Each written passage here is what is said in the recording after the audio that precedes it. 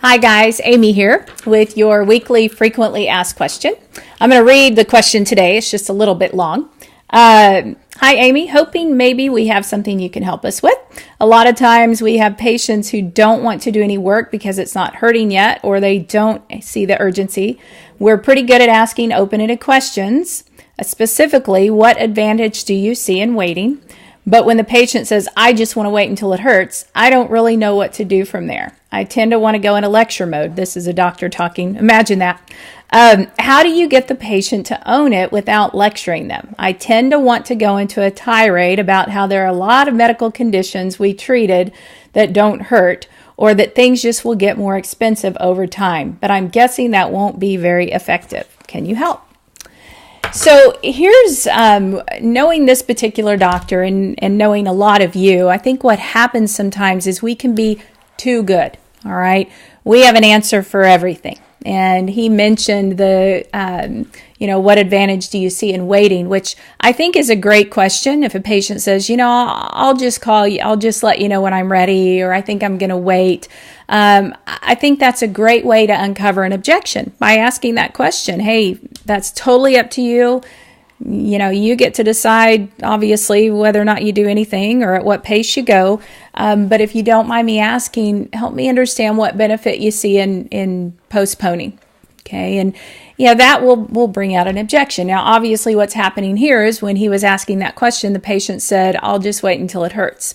Now, if we think about this for a minute, obviously, logically, that makes no sense. It'd be like me, going to get a flat fixed and being told I need new tires and saying, I'm just going to wait till I have a blowout. I mean, nobody wants that to happen. So there are some issues going on here, and you guys are probably way ahead of me and have guessed. There are some trust issues. There are some communication issues.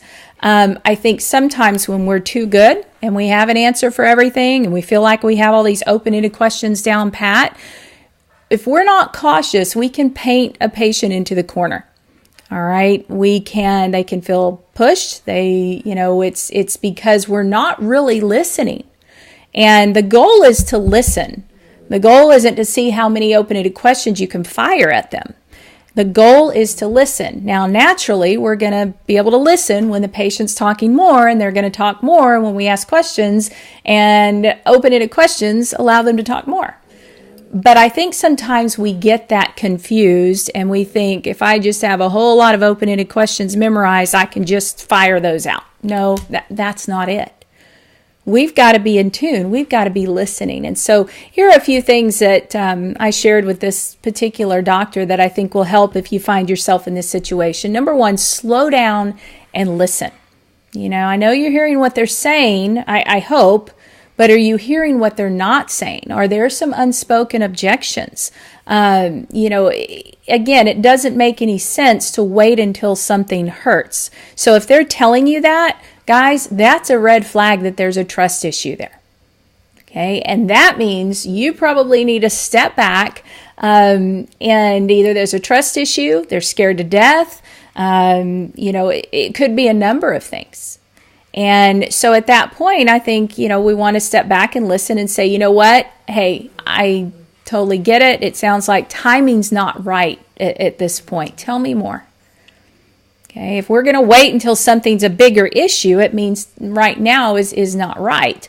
Or again, they don't trust you, or they're scared, or something else is going on. But by just simply backing off and asking that question, I think you might begin to make some progress. The second thing is just simply pause. This is not a movie script, guys. Okay, and again, what's happening, and I've seen some of the video from this particular doctor, and I see it periodically in some of the others, is that we are getting too good. We've just got these questions, we just kind of fire them off. Slow down. Just allow the pause to happen. You don't have to have an answer memorized. I don't want you to have an answer memorized. Just simply listen. And you don't want to be perceived as a fast talker or somebody who has the answers for everything. And then the patient get to the end of that and say, well, what in the world just happened? Okay, what just happened? I remember a patient of ours. We were in this situation where I think we had gained a little too much confidence and just thought, oh, we got this figured out. We have all these questions memorized. We do this so good. And I remember one patient that we went through the process. He had some objections. We thought we had overcome them. We scheduled him. We even collected his payment. Okay, all good to go. It was, $8,000-$9,000. He called back the next morning and said, I need to cancel my appointment and I need to get a refund. And long story short, as we went through that conversation, he basically shared that he felt, as if this was not something that he wanted to do. He kind of had buyer's remorse, if you will. Now, that was the only time that ever happened. And it was a lesson for us as we went back and kind of reflected and thought about what happened in that interaction. It was a lesson for us that we weren't really listening to him. We had our own agenda. Yeah, we were asking questions, but we painted him into a corner, and we've got to be cautious of that. Okay. Now, be curious. If there's something that is holding them back, if they, you could even ask, hey, I just sense that maybe we're not on the same page, or that we're missing something, or that there's something we've talked about that up to this point that you're not necessarily comfortable with. And we want to make sure that, we're not off track here. Would you mind sharing? Okay. Take the fall. Say, you know what? I think we might have messed up somewhere along the way, because I'm kind of sensing some hesitancy, and that tells me that we're probably not tracking together, or that we've missed something. Let's regroup, make sure that we're on the same page here. Okay, so that's something that I think is important. The last thing is, all in all, just be content with their decision. Instead of trying to talk them into treatment via lecture mode, or simply saying, just simply say, we can do that. If this is what you're comfortable with, if you want to, wait, hey, that is fine. We can absolutely do that. When would you like for us to bring this up again? All right. So don't be pushy. Don't be preachy. Don't educate or say, sometimes just that simple indifference will actually earn you trust. The fact that you backed off, you could ask more questions like, what benefit do you see in waiting till it hurts? Which again is not a bad question, but it has to be the right timing. I think we've got to be cautious of having an answer for everything. And sometimes it makes sense to step back and just say, we're fine with that. You're in charge here. Okay. So I hope that helped. Again, I think many of us have found ourselves in this situation before where we feel like we're saying all the right things, but it's just not clicking the way we want it to.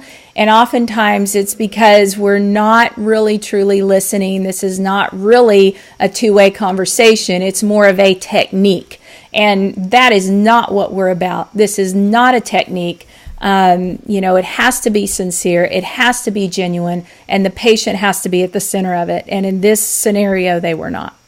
So anyhow, I hope that was helpful to you, and I look forward to sharing with you again next time. You guys have a fantastic week.